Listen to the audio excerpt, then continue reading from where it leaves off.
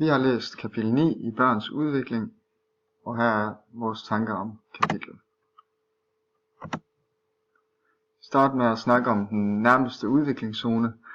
Det stammer fra den russiske psykolog Lev Vygotsky, som i 1920'erne udformede en teori om børns læring, der har fået en udbredt anerkendelse i nyere vestlig psykologi.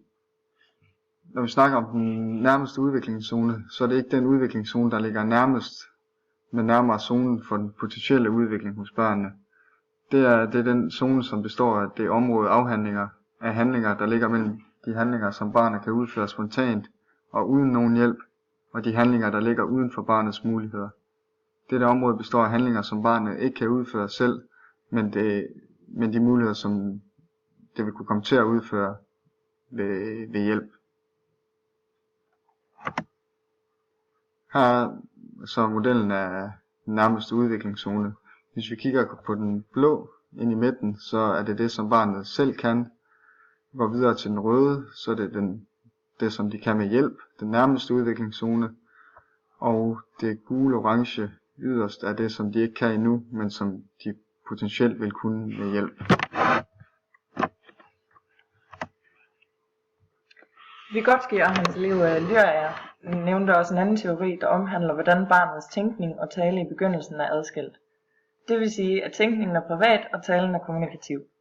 Men efterhånden vil talen blive privat, hvilket betyder, at barnet begynder at tale med sig selv. Det sker blandt andet ved, at ting og opgaver bliver svære at løse, så barnet giver sig selv instruktioner og bruger det som en kognitiv selvstyringssystem for nemmere at kunne løse problemet.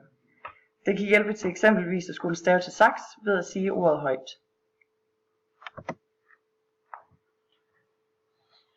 Og i forbindelse med den viden, vi har lært, har vi reflekteret til egen praksiserfaringer.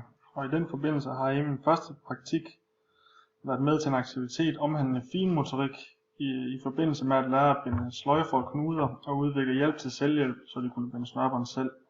Aktiviteten var at hænge en tørresnor op og give dem en masse reb og ting, de kunne hænge op eller binde reb sammen osv. Så de ikke sad og fokuserede på at binde snørbåndene, som de kunne finde ret kedeligt, men på den her måde lærte de alligevel.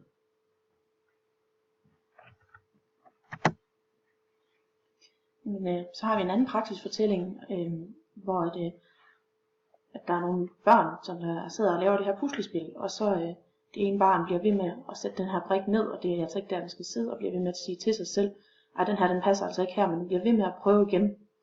Og det her, det er jo så det her selvinstruktion, den så kommer frem til.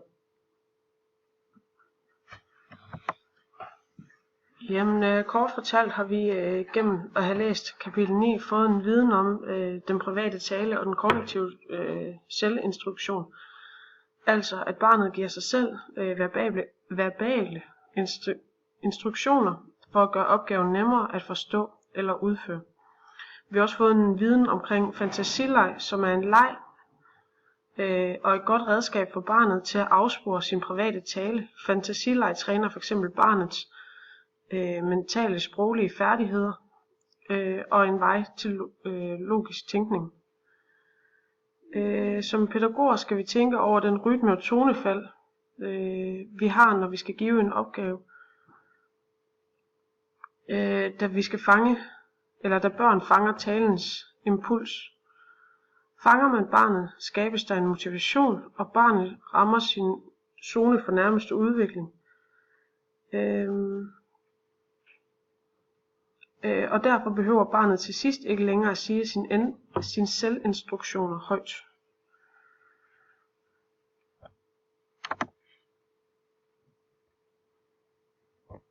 Det var kapitel 9.